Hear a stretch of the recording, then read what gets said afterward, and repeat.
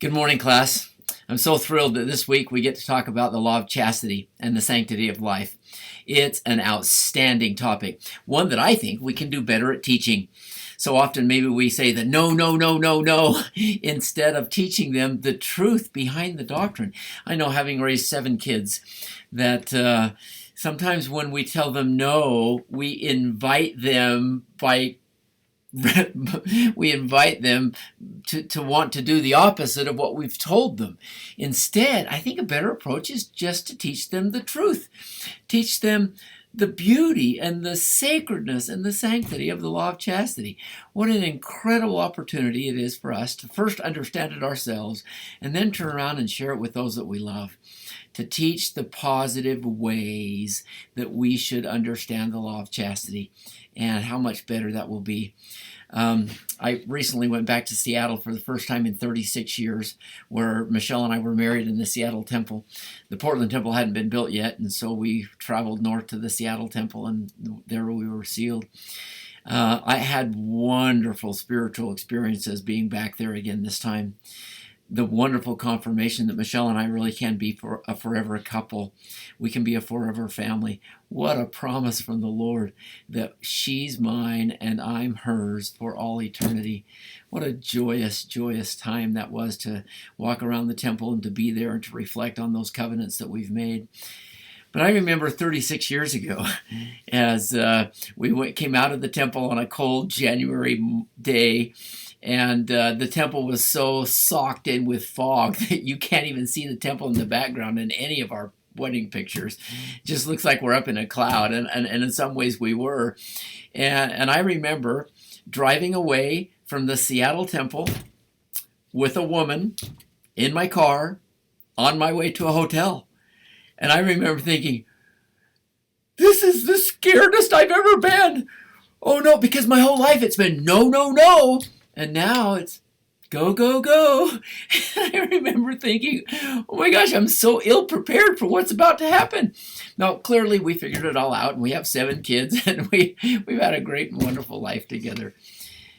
But I just don't think I was taught the beauty and the wonder of intimacy in a marriage in the right ways. This week we get to read Elder Holland, at the time President Holland of BYU, his talk called Souls, Symbols, and Sacraments. What an incredible talk. That sexual intimacy is a matter of the soul. That sexual intimacy is an incredible symbol of complete giving and total unity. And whoever thought that you would say the words sexual intimacy and sacrament in the same sentence? And yet, brothers and sisters, intimacy in marriage is all of those things. It's a matter of the uniting of the soul. It's an incredible symbol of giving and unity, and it's an incredible sacramental, a renewal of covenants in a marriage. We have so many incredible things to study this week, and I hope that the first thing that'll happen is we'll start to click in our mind, rather than teaching morality and chastity with the list of no, no, no's, that instead we teach it for the beauty that it is, the incredible thing that it is, and that we cherish it rather than entice them to our youth and kids to want to know more, because it's one of those things, it's inside of this mysterious box, and so it tantalizes them and wants them to explore.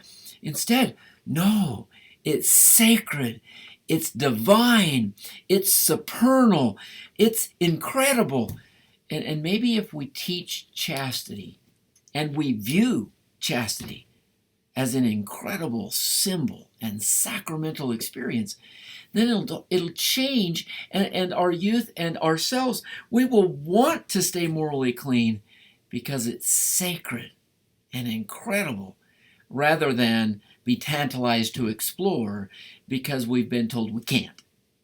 So it's my hope that we will begin to shift the way we think, that we will teach intimacy and chastity as a divine gift from God, one to be held and loved and protected and cherished, because indeed that's what it is.